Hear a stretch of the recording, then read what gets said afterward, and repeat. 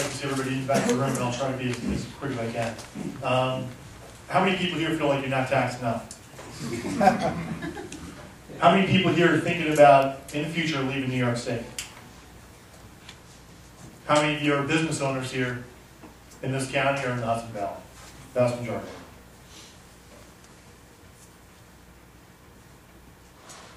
This was the greatest state in this country. And I want to thank each and every one of you because you're taking time today and you could be making money. And politicians talk, that's what politicians do very well, some better than others.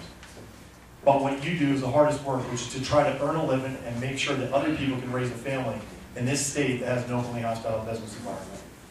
Just like your service is your track record, we have a track record too. We either voted for tax increases or we didn't. We either voted for big government or we didn't.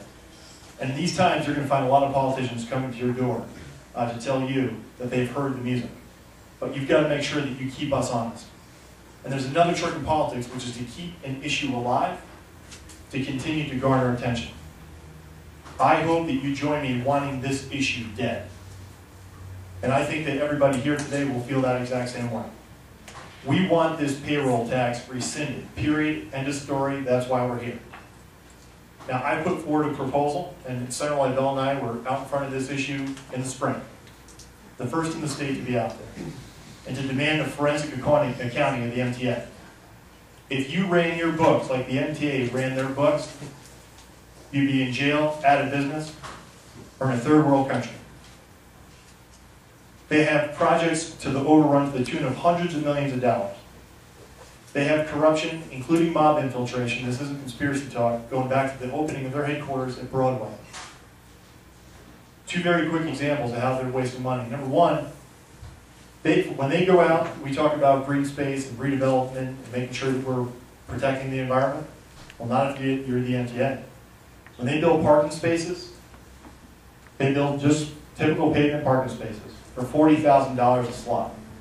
There's technology out there that would create jobs in the state of New York that could do it for $4,000, $6,000 a spot, parking garages. You know how the conductors used to have a little steel clicker, right? They could walk through and they click your ticket.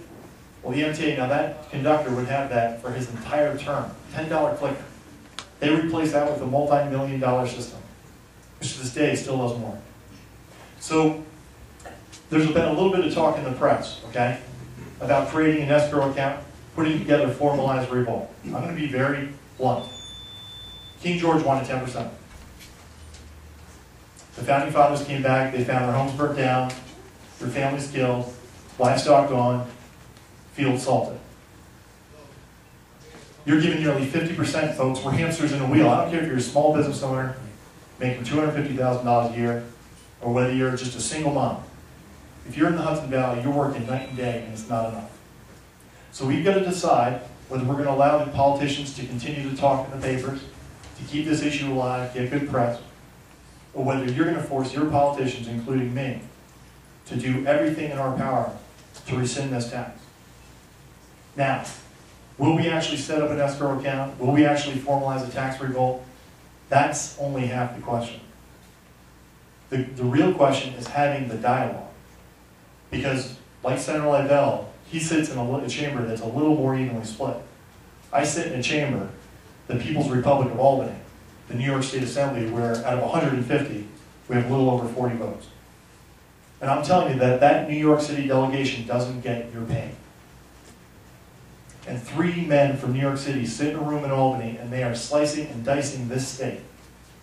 And the 2 million New Yorkers that left the state are not the ones on the wagon. They're the ones pulling the wagon.